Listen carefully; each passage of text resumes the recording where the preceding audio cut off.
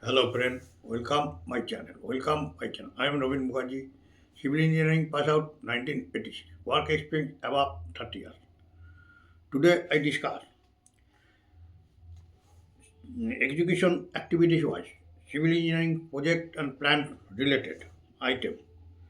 Longitudinal reinforcement in columns. Longitudinal reinforcement in columns. Size of longitudinal bars usually vary from 12 millimeter minimum to 40 millimeter maximum. Bars should be placed at each corner of a column. In case a circular column, 6 numbers minimum, and all bars should be placed symmetrically. For joints in the longitudinal reinforcement, the bars should be overlapped for at least 24 times the diameter of the upper bars, and for liquid containing works overlapping should be 30 times the diameter of the bars. Two types of joints in the longitudinal reinforcement in a column have been shown in the drawing. The crank in the bar passing from lower column to the upper should not be more acute than 2.5 centimeter in a length of 30 centimeter. The area of longitudinal reinforcement should not be less than 0.8% of the total area of concrete or more than 8%. The diameter of binder should not be less than 5.5 millimeter or a quarter of the diameter of the largest longitudinal bars. Largest diameter of binder should be 12 millimeter. 16 millimeter may also be used, but generally a smaller diameter bar is sufficient. 5.5 millimeter, 6 millimeter, 10 millimeter diameter bars are generally used. Longitudinal reinforcement in columns. Size of longitudinal bars usually vary from 12 millimeter minimum to 40 millimeter maximum. Bars should be placed at each corner of a column. In case a circular column, 6 numbers minimum, and all bars should be placed symmetrically. For joints in the longitudinal reinforcement, the bars should be overlapped for at least 24 times the diameter of the upper bars, and for liquid containing works overlapping should be 30 times the diameter of the bars. Two types of joints in the longitudinal reinforcement in a column have been shown. The crank in the bar passing from lower column to the upper should not be more acute than 2.5 centimeter in a length of 30 centimeter. The area of longitudinal reinforcement should not be less than 0.8% of the total area of concrete or more than 8%. The diameter of binder should not be less than 5.5 millimeter or a quarter of the diameter of the largest longitudinal bar. Largest diameter of binder should be 12 millimeter. 16 millimeter may also be used, but generally in a smaller diameter bar is sufficient. 5.5 millimeter, 6 millimeter, 10 millimeter diameter bars are generally used. The principal objects of the lateral ties are the principal objects of the lateral ties are number one, to prevent bulking of the longitudinal bars due to compression. To prevent bulking of the longitudinal bars due to compression. Number two, to prevent concrete shearing on a diagonal plane.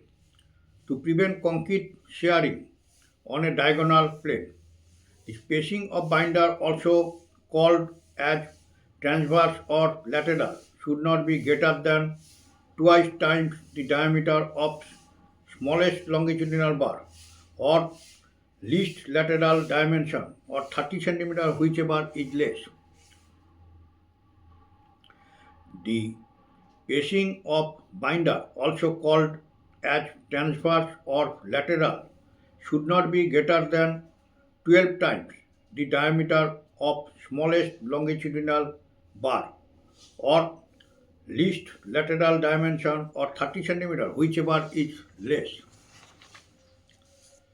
Measurement and classification of reinforcement or plain cement concrete cast in situ according to the Indian Standard Method of Measurement of Building Work IS 1200 Part 2 1974 year. Measurement and classification of reinforced measurement and classification of reinforced or plain cement concrete cast in situ according to the Indian Standard Method of Measurement of Building Work IS 1200 Part 2 year 1974. Concrete cast in situ shall be classified as follows. Concrete cast in situ shall be classified as follows. Number 1. Foundation bases for columns footing. Foundations bases for columns footing. Number 2. Walls including attached plaster, string course, butterness, filters, etc. Walls including attached plasters, string course, butterness, fillets, etc. Number 3. Slab and beams supported on walls, columns, landing, balconies, bridge, slabs, canopies. Slabs and beams supported on walls, columns, landings, balconies, bridge, slabs, canopies.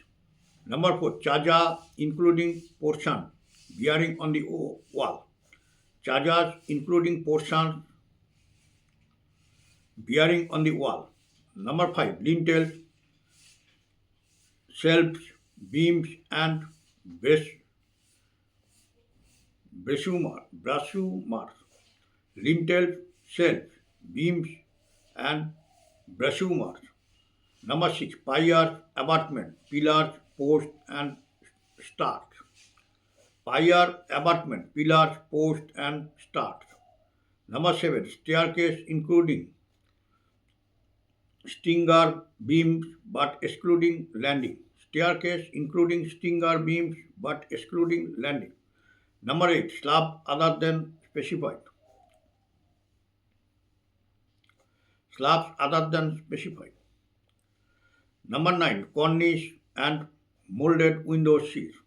Cornice and molded window sills. Number 10. Arches. Number 11. Vaults. Vaults. Number 12. Chimneys and shafts. Number 13. Canal lining. Number 14. String or lacing courses, parapets, copings, bed blocks, window sill. String or lacing courses, parapets, copings, bed block, window sills.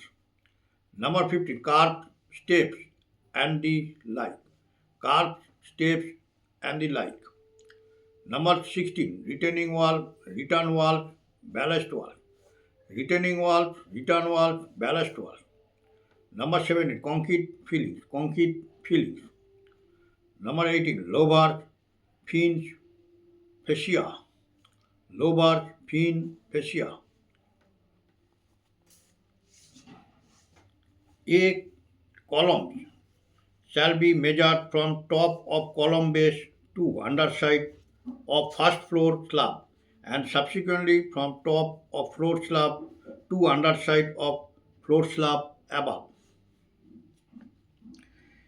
A column shall be measured from top of column base to underside of first floor slab and subsequently from top of floor slab to underside of floor slab above. Number 2, beams shall be measured from beams shall be measured from face to face of column and shall include haunches, if any, between columns and beams. The depth of beams shall be measured from bottom of slab to bottom of the beam, but in case of inverted beam, it shall be measured from top of slab to top of beam.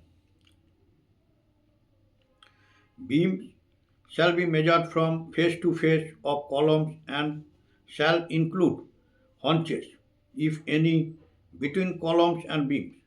The depth of beams shall be measured from bottom of slab to bottom of the beam, but in case of inverted beam, it shall be measured from top of slab to top of beam.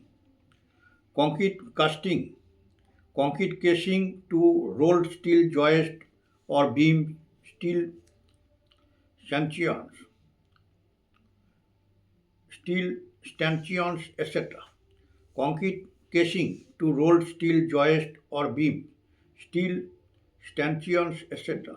shall be measured without giving any deduction to the volume occupied by the joist, except in the case of boxes, boxed stanchions or girders, in which case the box portion only shall be deducted.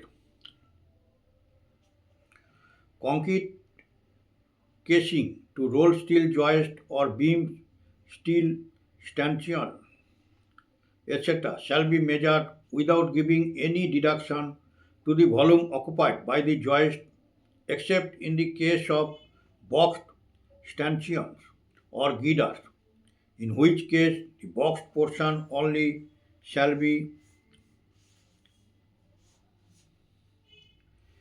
deducted.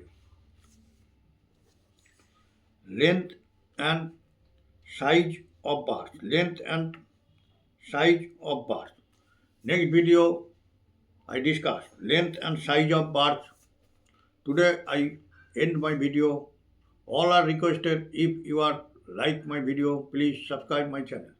If you are like my video, please subscribe my channel. Okay, thank you. Bye.